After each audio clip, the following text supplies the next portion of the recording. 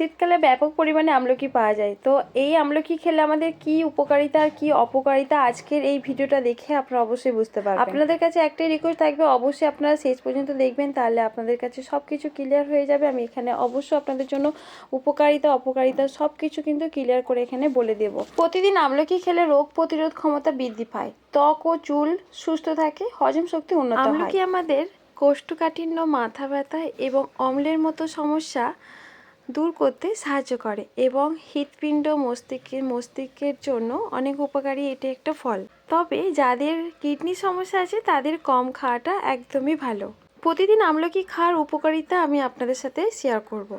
রোগ প্রতিরোধ ক্ষমতার বৃদ্ধি করে। আমলকিতে প্রচুর পরিমাণে ভিটামিন সি থাকে, যা রোগ প্রতিরোধ ক্ষমতা বাড়াতে সাহায্য করে। আমলকি আমাদের চুল ও ত্বকের জন্য খুবই একটা ভালো উপাদান।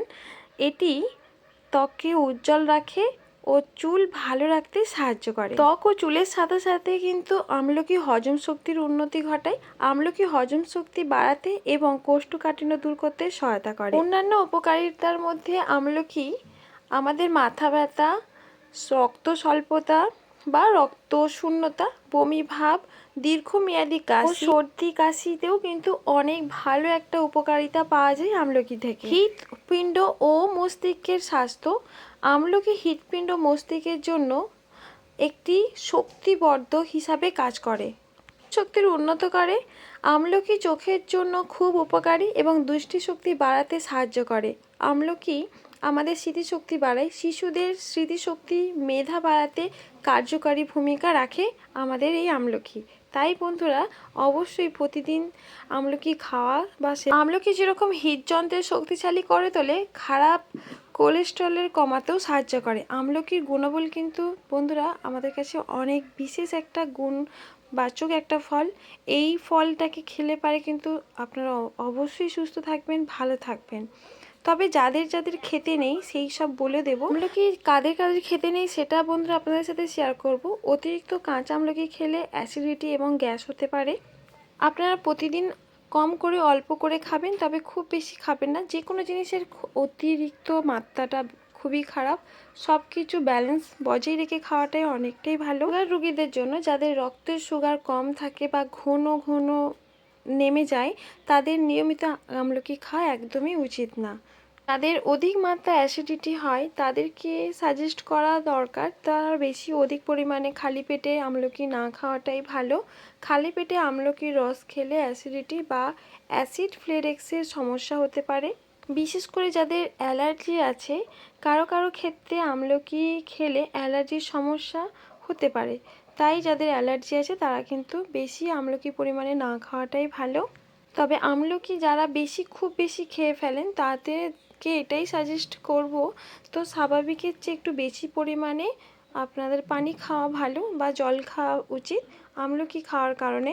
আগে আমাদের দেখতাম মা কাকিমাদেরকে, তো আমলকি ছোট ছোট করে রোদ্রের মধ্যে শুকিয়ে তেলের মধ্যে ডুবিয়ে রাখলে পারে দীর্ঘদিন ধরে সেই আমলা তেলটা চলে দিলে পারে চুলটা কিন্তু খুব স্মুথ, তার সাথে কিন্তু চুল পড়া একদমই চলে যায়।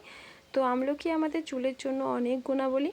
আমলকি তেল আমাদের চুল পড়া কমাতে, চুল বৃদ্ধিতে সাহায্য করে, খুশকি দূর করতে, চুলকে মজবুত ও উজ্জ্বল করতে সাহায্য করে। এটি মাথার ত্বকের রক্ত সঞ্চালনতা বাড়ায়, খুশকি ও রুক্ষতা দূর করে। আমলকিতে থাকা ভিটামিন সি চুলের ফলিকলকে শক্তি করে, চুল পড়া দূর করে।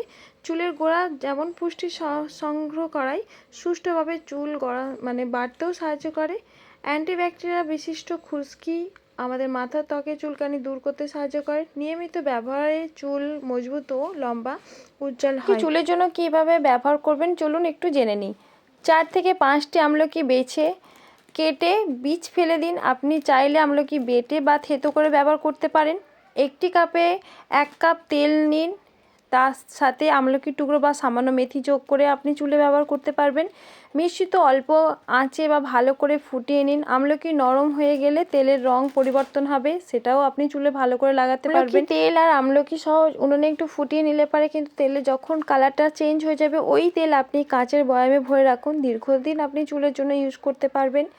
আর ভালো করে পরিষ্কার করে ছেঁকে নিতে হবে। আর এই তেল ঠান্ডা হয়ে গেলে দিনে 2 থেকে 3 বার ব্যবহার করতে পারবেন। থেকে থেকে ম্যাসাজ করবেন চুলের মধ্যে, তারপর শ্যাম্পু করে নেবেন, চুল অনেক ভালো স্মুথ হয়ে যাবে। তো আমার ভিডিওটা আপনাদের কেমন লেগেছে, যদি কোনো অংশে আপনাদের উপকারে লাগে অবশ্যই আমার ভিডিওতে একটি লাইক আর একটি কমেন্ট সাথে সাবস্ক্রাইব করে নেবেন। সবাই ভালো থাকবেন, সুস্থ থাকবেন, টাটা।